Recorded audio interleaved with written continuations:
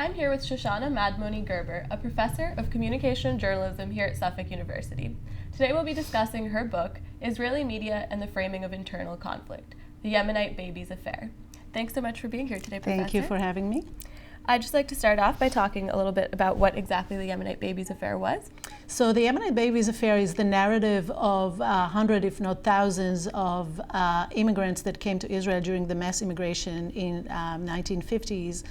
And upon arriving in Israel, when they were put in absorption camps, they were asked to leave their babies in what was called baby houses. And for many, many of those families, at some point, usually during the night when they were not present, their babies were taken away from them to hospitals and recovery centers in different parts of Israel. And very shortly after, these parents were told that their babies were died. Most of them never seen a body or a grave. And later on, during the 60s, it really became clear that we're talking about a major phenomenon when all of a sudden all these hundreds of families were getting army draft noticed for these babies that they thought died. And that's when it became a really wide-known phenomenon, and all the suspicions that parents had over the years kind of became more clear that that their babies were probably abducted and sold for adoption. Okay, and what inspired you to write this book? Where did the idea come from? So I carry a similar narrative of one of my aunts, that her baby was abducted from her upon arriving to one of those absorption camps in 1949.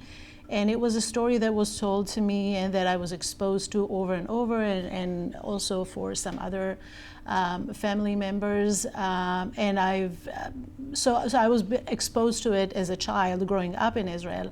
But it really wasn't until I was working as a reporter that I really understood the political implication, that I really got it, that we're talking about a major scandal that wasn't treated well by the government, by society, by other reporters. Did you face any obstacles while you were writing this book and investigating the situation? The obstacles were more when I was working as a reporter. So it was anywhere from trying to get access to archives.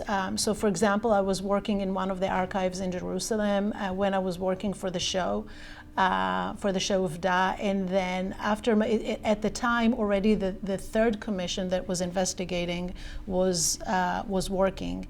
And after I was spending a day there, somebody was like following me everywhere to see what I was doing, what I was looking at.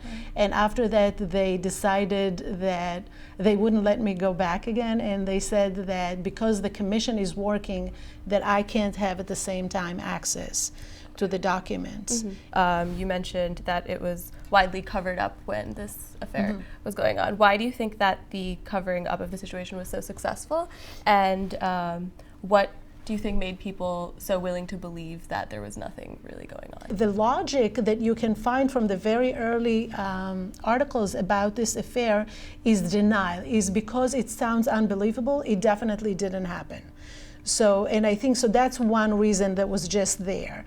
And it was so much easier for people to believe that it didn't happen than to, because you want to, when you want to start an investigation, it needs to be motivated by suspicion, and it needs to be motivated by, editors and owners of news outlets that want to uncover something. And if they don't, then it will not happen spontaneously. It's just not going to happen.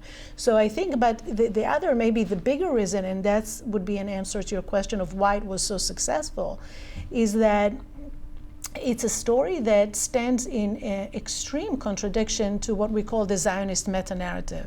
So it's a narrative that talks about rescue, about bringing all the Jewish people from all the different countries into Israel. It's a narrative that talks about us, and I'm saying us, my Jewish brothers and sisters, as we're chosen. We don't do things like that. So sometimes I feel that it's hard for us to be self-reflexive and to see that maybe we're not that special, and we're doing things that happened in other nations because similar narratives happened in other nations, and governments always exercise their power on weak populations through their children in different capacity. What have been the reactions that you've received from people in America versus people in Israel? Because I'm assuming people have read it. That's an interesting question.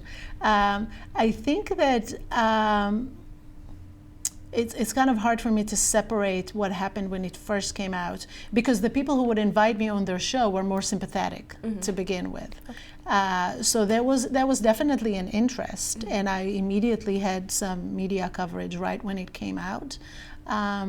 I think sometimes it feels that there's more willingness to hear about it in the United States, or maybe it's because I live here now and it's where I get invited to speak in all sorts of places, to communities and to other academic institutions. But there's been recently, with recent developments, has been an increased interest in Israel, and I'm very busy now when I go on trips. Last question, what do you hope to achieve through the publication of this book? Well, I was hoping that my book will contribute to the public discourse and to raise awareness about this, that we cannot gloss over narratives such as this, as uncomfortable as it may be for us as a nation to discuss it.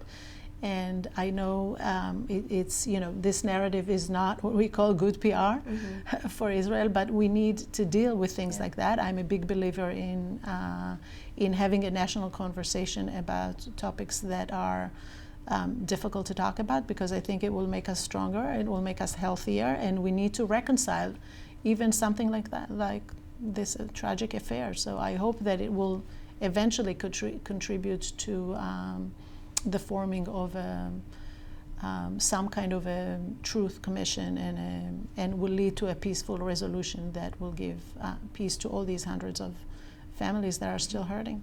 All right, that's great. Well, that's all we have today, and Shoshana's book is now available in paperback. Thank you so much for being here once again, and that's all we have for you today. Thank you for having me. I enjoyed this conversation.